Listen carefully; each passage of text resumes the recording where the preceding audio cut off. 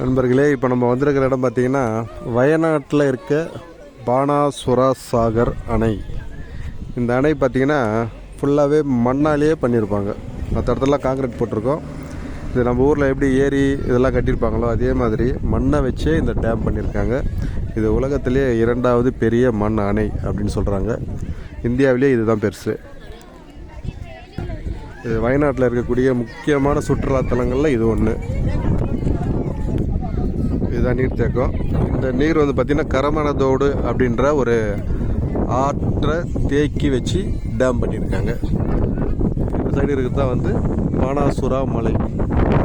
இது ஏன் பானாசுரா மலைன்னா, பானாசுரன் அதாவது மகாபலி சக்கரவர்த்தியோட மகன் பானாசுரன் அந்த மலை உச்சியில் இருந்து தவம் பண்ணதுனால இந்த மலையோட பேர் பானாசுர மலை அப்படின்னு பேர்.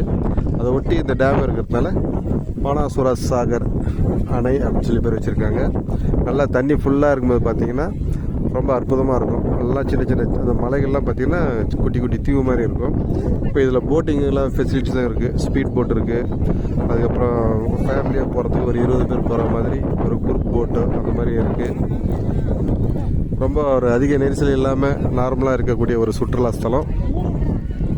இந்த அணையோட அகலத்தை பாருங்கள், எவ்வளோ அகலம் இருக்குது பாருங்கள். இவ்வளவோ மண் இந்த ஆற்றுலேருந்து வெட்டி எடுத்து போட்டு கட்டியிருக்காங்க.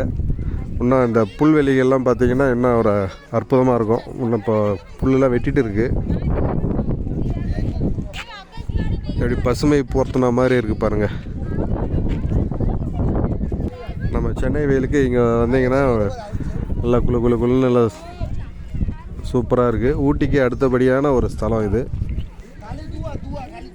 ஊட்டியை பார்க்க வராங்க. அங்கேருந்து ஒரு 100 கிலோமீட்டர் வந்தீங்கன்னா இந்த வயநாடு மாவட்டத்தில் வந்தீங்கன்னா நிறைய சுற்றுலா ஸ்தலங்கள் இருக்குது. ஒரு 2 நாள் 3 நாள் ஸ்பெண்ட் பண்ணி பொறுமையாக அழகாக அமைதியாக பார்க்கணுன்னா இந்த ஏரியாவை செலக்ட் பண்ணலாம்.